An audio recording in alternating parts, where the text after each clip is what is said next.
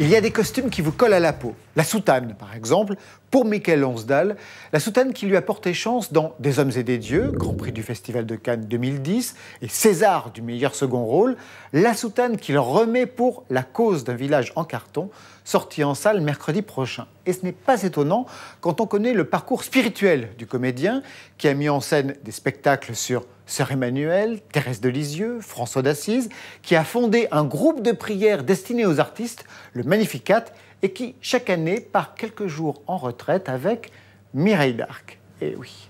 Alexandra Rowe, elle, ce qui l'a intéressée, c'est Lonsdal, comédien, une révélation à travers les images de ses films.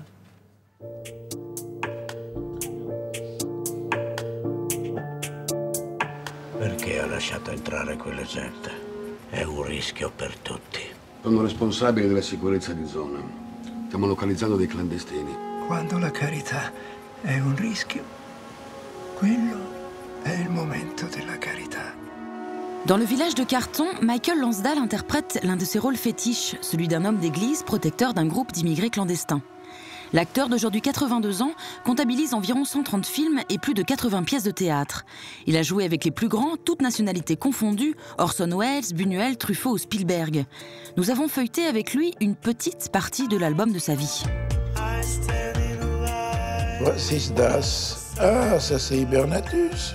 J'étais content de travailler avec De Funès parce que il bousculait tous les textes chaque fois. Il avait des comédiens qui devait parler à tel endroit, il ne pouvait jamais en placer une parce qu'il inventait, il brodait, et puis passez-moi le sucre, ça devenait un scénario entier. Alors ils étaient là, bouche bée, alors ils s'arrêtaient, ils disaient quelque chose, n'importe quoi, on s'en fout de ce que vous dites.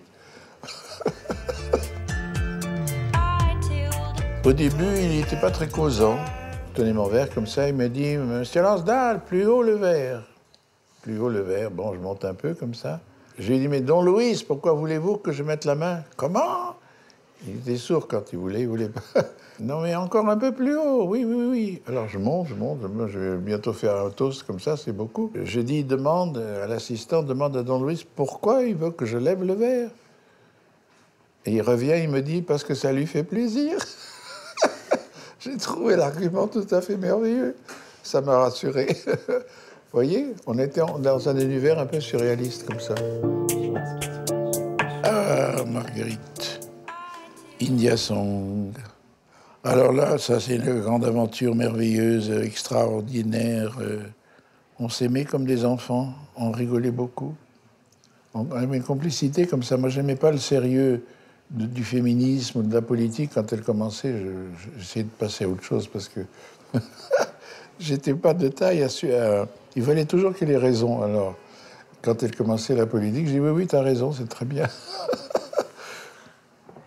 Non, mais je sais pas, on avait une fraternité comme ça incroyable.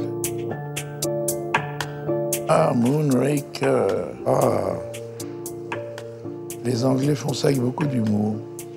Et Roger Moore est quelqu'un d'adorable parce qu'il ne se prend pas au sérieux. Il me disait, vous savez, moi je ne suis pas un comédien, je n'ai que 3 expressions. Quand je suis inquiet, je fronce les sourcils. Quand je veux faire du charme, je fais plisser ma fossette. Quand je suis étonné, je lève les sourcils. À part ça, je ne sais rien faire. J'en ai le cœur brisé, monsieur Drax. J'ai fait beaucoup de personnages très désagréables, jusqu'à un jour, un chauffeur de taxi m'a dit « Monsieur, pourquoi vous faites toujours des rôles de méchants ?» Parce qu'il y avait eu James Bond. Alors je me suis dit « Vox Populi, je vais arrêter ». Et j'ai refusé après tous les rôles de méchants. Et c'est à seulement 80 ans qu'il obtient un premier César pour son rôle dans Des hommes et des dieux de Xavier Beauvois.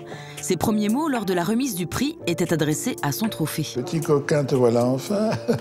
Oh, moi, je prenais ça un peu à la blague parce que c'est pas sérieux, quoi. Mais non, c'est vraiment merveilleux, ça. C'est un beau souvenir, puis ça continue. Dans la rue, il n'y a pas de jour où les gens m'arrêtent pas. Enfin.